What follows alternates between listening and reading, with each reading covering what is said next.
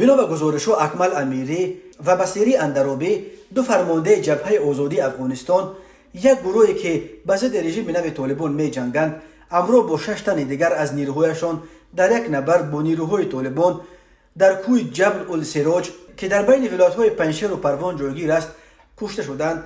بنا به منابع اش حساب این درگیری شب دوشنبه دوم اپریل سال 2023 در نویه شتل پنجشیر رخ داده است. وزارت مدافع طالبان نیز با انتشار اطلاعیه گفت که عملیات نظامی علیه جبهه آزادی از طرف گروه 221 شهید آفتاب در سولنگ انجام شده. در نتیجه آن اکمل امیری با 8 تن از یارانش کشته شدند. در این اطلاعیه به بصیری اندروبی اشاره نشده است. همچنین طالبان درباره تلفات نیروهای خود در این درگیری چیزی نگفتند. طالبان برای دلیل عکس و یا ویدیویی را از محل درگیری نیز نشر نکردند. تنها یک عکس اکمل امیری را که در تن لباس نظامی ارتش سابق افغانستانی را دارد نشر نمودند. این فرمانده و طرفدارانش را شورشگر خواندند.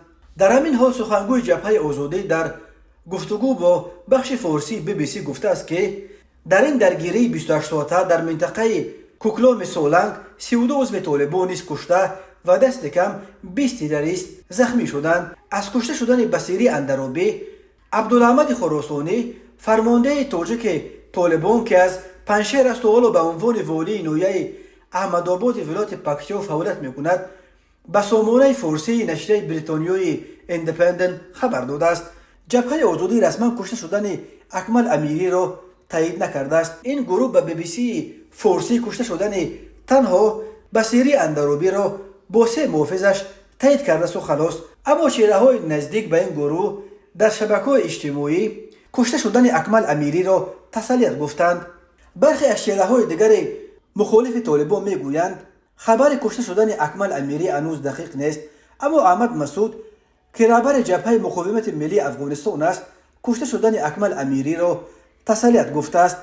در بیانیه این جبهه به ضرورت هماهنگی و وحدت ملی در میان تمام نیروهای مخالف طالبان تاکید شده است. صلاح‌الدین ربانی پسر برهان‌الدین ربانی که یک حزب جمعیت اسلامی را رهبری میکند و رحمت الله نبیل رهبر استخبارات حکومت پیشین افغانستان کشته شدن فرماندهان جبهه آزادی را محکوم کردند. جبهه آزادی بعد از سقوط کابل به دست طالبان از طرف جنرال 4 ستاره‌دار حکومت جمهوری اسلامی افغانستان یاسین زیا که معاون وزیر مدافع بود، همچنین چندین مدت به عنوان رئیس ستاد ارتش یا گنشتاب اجرای وظیفه نموده است تشکیل کرده شد. کشته شدن 2 فرمانده جبهه آزادی ضربه سخت به این جبهه عنوان می شود. این نبرد اخیر از همه پرطرفدارترین جنگ برای جبهه آزادی از زمان تأسیس آن دانسته می شود.